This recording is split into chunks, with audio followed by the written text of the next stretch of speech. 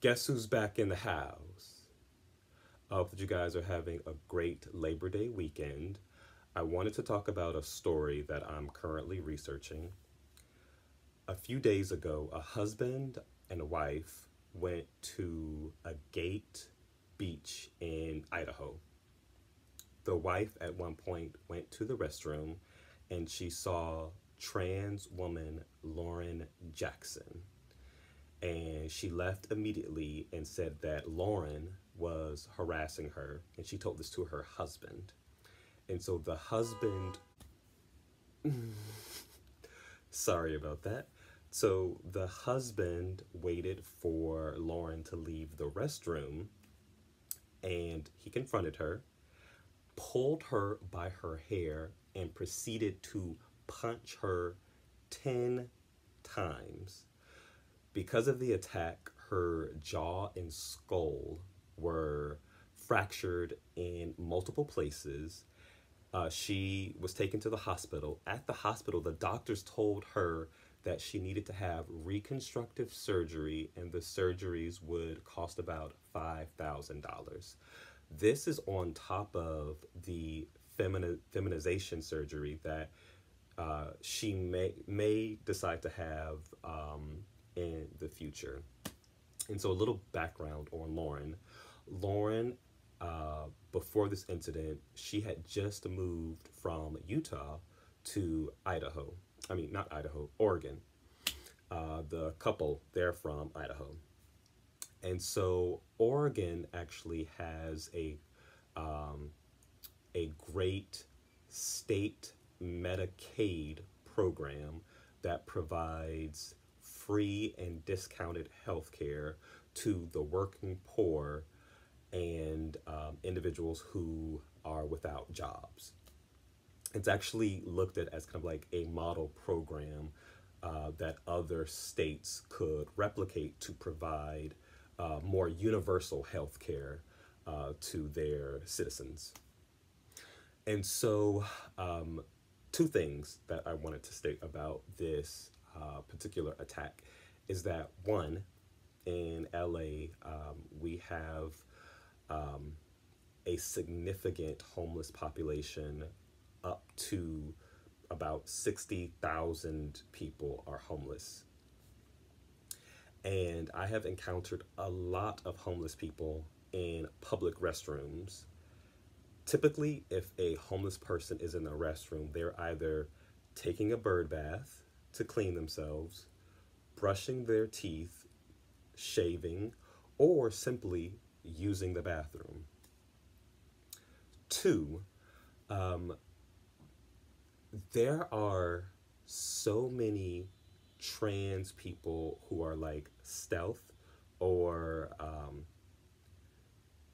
unclockable that the average person has probably used the bathroom standing or sitting next to a trans person and they did not realize it. And so I have used the restroom with people who are trans, and if they're in the restroom, they're trying to use the restroom. Anytime I hear about someone who has assaulted someone in the restroom, it is a pedophile. Um, Pedophiles take advantage of children. People, I have never ever heard of a story of someone who is transgender who has assaulted someone in the restroom. People who are trans um, typically are going through so much hell in their personal lives that the last thing that they're trying to do is bring attention to themselves. Especially people who are kind of like early in their transition. Lauren started transitioning in 2018 and is so early into her transition. And so the husband who attacked Lauren, his name is Fred Joseph Costanza. And he attacked Lauren, and he and his wife left immediately. And then they actually returned back to the beach. Upon that time, he was arrested. 2 days later, he was actually charged with second degree assault and degree disorderly conduct. And so, in the future, a charge of a bias crime could be added because Oregon just included gender identity as a protected class like race and gender. And so there are actually not a lot of states that recognize gender identity as a protected class. So there are a number of states where trans people can be fired for a job for being trans, and that is actually legal, which that is awful. And so at this particular hearing, there were a group of ministers that were having a vigil for Lauren. And one of those individuals said that whatever your theology is, whatever your beliefs are, this is wrong. And it is wrong. And right now, I want to show you a clip of Lauren in her own words. About a year ago. All of a sudden, being pretty is very important to me. I'm having a rough start. Lauren Jackson's jaw is fractured in 5 places from the pounding police say she took from this man, Fred Costanza. He just comes up and starts yelling something about me being a lady, thinking I'm a lady. Who didn't like her using the women's restroom at Agate Beach State Park near Newport. He just, blindsides me from the beginning, and the rest was him dragging me around and continuing to punch me, and I'm just screaming like I had no opportunity to defend myself. Costanza's in jail in Lincoln County, charged with a bias crime. Jackson says she's not putting a lot of energy into seeing him punished. It's too heavy to hate somebody for, trying to find their own way in their own way. And she says she'll keep trying to find her way in her own way. I believe that people are inherently good, and that I live in a kind world, and I don't think that I did anything wrong, and I don't want to live in fear. May not be all. Outside the Lincoln County Courthouse Thursday, a crowd of local clergy showed their support for Jackson while she talked with the grand jury. She is new to the community, from what I understand, is kind of homeless and trying to find her way, and she's alone, and so, nobody should be alone. And so we're here to say to her, you are not alone, we are with you. And Lincoln County Commissioner Claire Hall joined the religious leaders. She's been a commissioner for 15 years, but only came out as transgender a little more than a year ago. I'll say from my own experience, even in the best of circumstances, coming out publicly as transgender is really difficult, and I cannot put myself in Lauren's shoes. Our cameras weren't allowed in for Jackson's testimony to the grand jury, but Hall did talk to her. I think it says a lot about Lauren, considering the attack, how powerless and helpless she felt,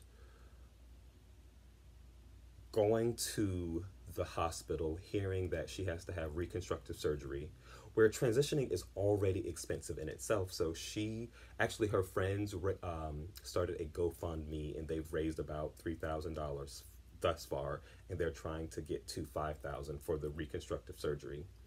It says so much about her as a person that she is not showing feelings of hate toward this guy when he clearly hates transgender people.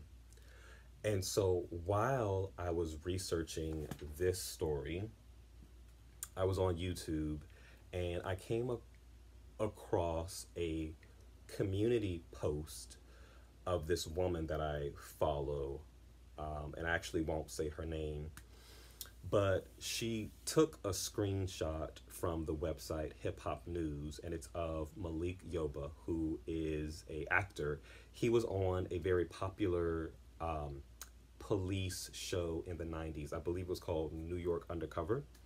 And so the headline of this particular article says, Malik Yoba comes out as a supporter of transgender women, admitting he is attracting to transgender females in Instagram post supporting Reese, which is Maurice Willoughby or Reese Him Daddy. And so this particular YouTuber says, shout out to Plug 2.0, much love always, for sending this. Malik Yoba stated he is attracted to transgender women, but says he is still heterosexual. My question is, can a man be attracted to transgender women and still be heterosexual? Let me read that last part again. Can a man, quote unquote, be attracted to transgender women and still be heterosexual? And so this particular person, they tend to post a lot of videos regarding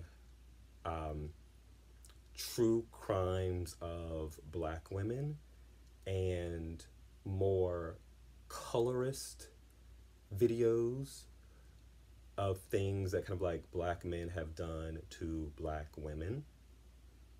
And so on YouTube, I follow like different types of people just because like I feel like you shouldn't exist in a world where you only hear the parroting of your own ideas, your own thoughts. You should live in a world where you get different voices. And so some of the comments, no, I shouldn't say some, most of the comments were horrific. Someone posted, good point, her name, I'm not going to say it, that simple mathematics. If trans women are women, biological women are trans women. Then they go on to say trans women equal women, biological women equal women, biological women equal trans women. Make it make sense. Someone else wrote, oh no, Hollywood done got this N-word, shaking my head. And then someone else wrote, being attracted to a man pretending to be a woman by wearing makeup, wigs, and dresses makes this man gay.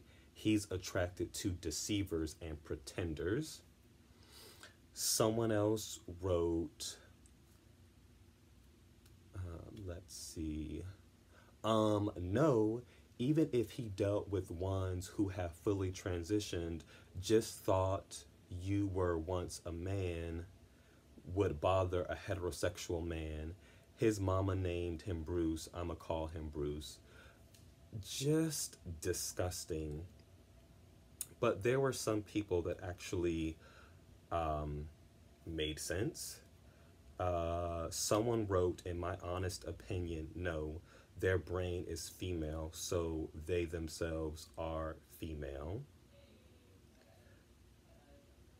Someone else wrote, wow, I'm disappointed by this posting and expected much more from a critical thinker like yourself. You participating in this conversation sheds light on your unchecked transphobia. The bottom line is, if a woman calls herself one, whether they have a penis or a vagina should not matter. And going forward, I will no longer follow this YouTuber because I actually had a feeling that they were transphobic, because they have hundreds of videos on their channel about the Black female experience, but I noticed that none of those videos were about trans women. And just because like someone doesn't post videos about someone who is trans doesn't make them transphobic. But I found it odd that out of all of these hundreds of videos, that you never once mention a trans woman of color. And there have been so many, especially under Trump's administration, there have been so many recorded incidents of abuse and the deaths of trans women. And so this just confirms that this particular person is transphobic. And in the past, I've said that I previously worked in education, and I have had a number of students who are trans, and a few things that typically somehow some people believe that trans people's goals in life are to trap the opposite sex, especially kind of like trans women, that trans women, they wake up every single day wanting to trap a heterosexual man. That is not the case. It is very difficult to be trans in the States because of all of these misconceptions, generalizations about the transgender community. At the end of the day, we all want love.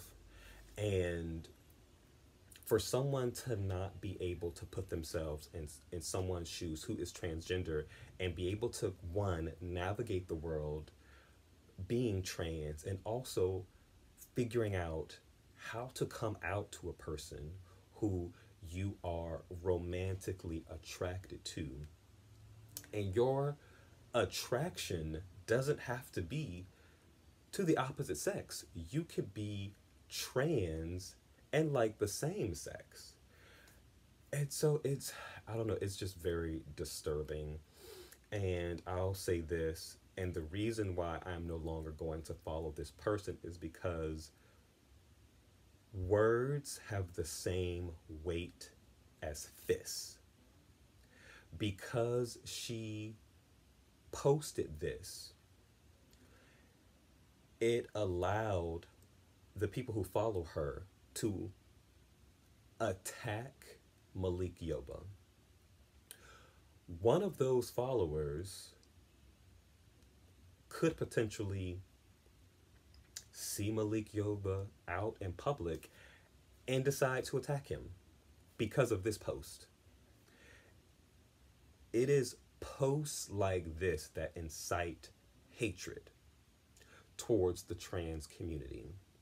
And people have to understand that words matter. This particular YouTuber did not use her fists to attack Malik Yoba or some person who's trans, but I will basically relate this to Maurice Willoughby or Reese Him Daddy, is that his story went viral because there are a group of guys who actually were harassing him.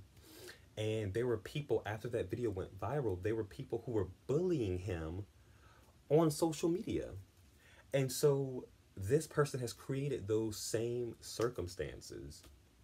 And I'm disgusted by it. And like, I recently posted a video about transgender women who were dragged and thrown out of a bar in downtown LA.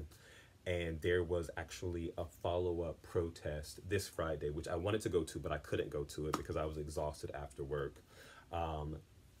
Again, like I said in that video about that particular incident, that gay men, we have a responsibility to stick up for the transgender community because they are the most vulnerable in the community, especially trans women of color. Trans women of color are more likely to die before the age of 30, to be unemployed, to not be able to be employed. They are more likely to experience homelessness And so we really have to do whatever we can. I'm actually going to try and reach out to various organizations that support trans people. Currently, I work with an organization here in LA called In the Meantime, that it is an organization that's for black gay men and black men who are attracted to men. I hear sirens in the background. Oh my gosh. I need my own studio, guys. So stuff like this doesn't happen. And so whenever I want to kind of like compile like resources for people who are trans and people who can support trans organizations. So I'll do that once I do more research. But please, everyone that watches this video, please be kind to your trans brothers and sisters and really try to support the trans community however you can. I hope that you guys continue to have a great Labor Day weekend. Until next time, Besos.